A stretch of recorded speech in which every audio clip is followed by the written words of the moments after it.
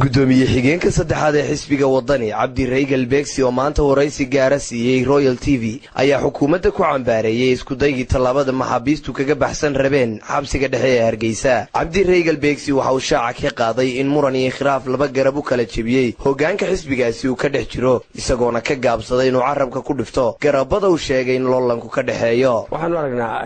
xukuumadda oo ay ka muuqato hoos u dhac iyo awood darro ay ka muuqato ilaa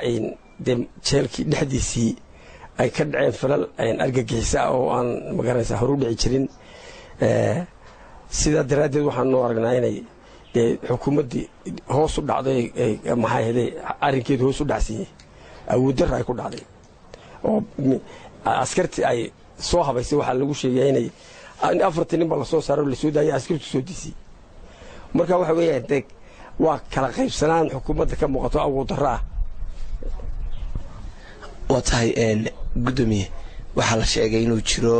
ismaandhaaf siyaasadeed oo xisbiga gudihiisa ka jira arinta bulshada kaayaga miya xisbiga wadani waxa ogaa waxa jira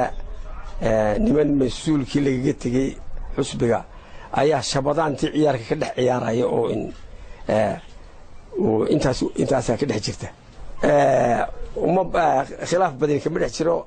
koox gaara ayaa tallaabadii la qaabay tallaabo kale ka dhex qaadaysa wasla xisbiga mas'uuliyiinta kamid ah mas'uuliyiinta waa musharaxiinta waaweyn maxaa soo jeedin lahayd mas'uuliyiinta sare xisbiga wixii loo igmaday inay ka shaqeeyaan oo ka baxaan waxaan loo igman ayaan ku talnaa. anigu waxaan ahay labada garab kale toosa loo socdo. garabka gudoomiyaha guud baa hogaamiya waa garab kale oo aan sida u sii bidsaneyn oo dhexdiisa ka bilaabay oo aanu maxay arrimaha la isku khilaafay madalkii waan ku koobay inta waan idinku diiday. dhawaanay ahayd markii khilaaf la sheegay in la xaliyay ka dhex istaarmay gudoomiyaha xisbigaasi iyo ku-xigeenkiisa balse macadda muranka haatan la sheegay inuu hoggaanka sare laba dhinac u kala jebiyey iyo waxa uu daaran yahay sida mas'uulkan inoo xaqiijiyey howlaha habsami u socodka xisbiga ayaa la riiqaya kelitalisnimada shakhsiyaad gaar ah. gudoomiye ku-xigeenka xisbigaasi Axmed Mu'min Seed waanu isku daynay inaan wax ka weydiino khilaafkaasi ayaanay noo suurtagelin shirar iyo kulamo saraakiisha xisbigaasi ay ku jireen awgeed kuwaasoo loo macnayn karo inay waanwaan iyo afgarad dhexdooda ka raadinayaan. Maxamed Yuusuf Bakayle, Royal TV, Hargeysa.